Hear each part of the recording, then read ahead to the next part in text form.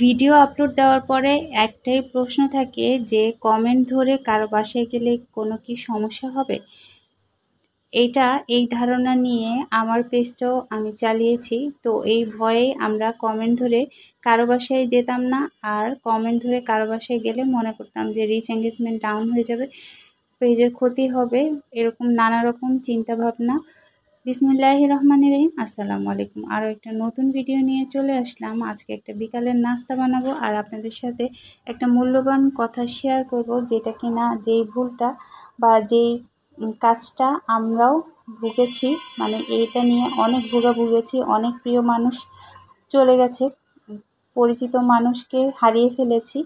তো আমরা ফেসবুকে যখন কমেন্ট ধরে ধরে সবাই সবার সাথে পরিচিত হই, এই সময়টা কিন্তু আমাদের সবার পরিচিতিটা খুব ভালো হয়ে যায়। এছাড়াও লাইভ থেকে অনেক মানুষ নতুন পরিচিত হয়, কিন্তু কমেন্ট ধরে যাওয়া যাবে না এই ধারণা থেকে আমরা অনেককে হারিয়ে ফেলেছি। অনেক পেজ, অনেক প্রোফাইল আমরা হারিয়ে ফেলেছি যে কমেন্ট ধরে যাওয়া যাবে না, এই জন্য যেতাম না, সেও আসতো না, এরকম করতে করতে আমরা হারিয়ে ফেলেছি।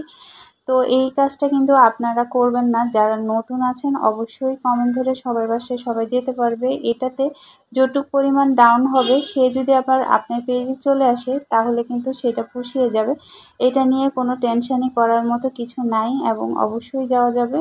কমেন্ট ধরে ধরে আমরা একজনের থেকে একজন করে করে আমরা সবার সাথে যুক্ত হয়ে যেতে পারবো।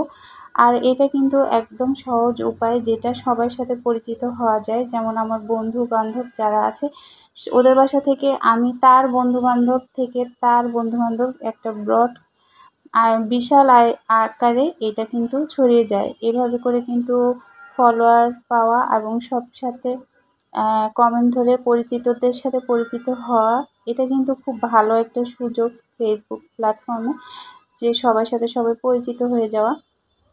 তো এটা করলে কোনো সমস্যা হবে না, এটা করা যাবে।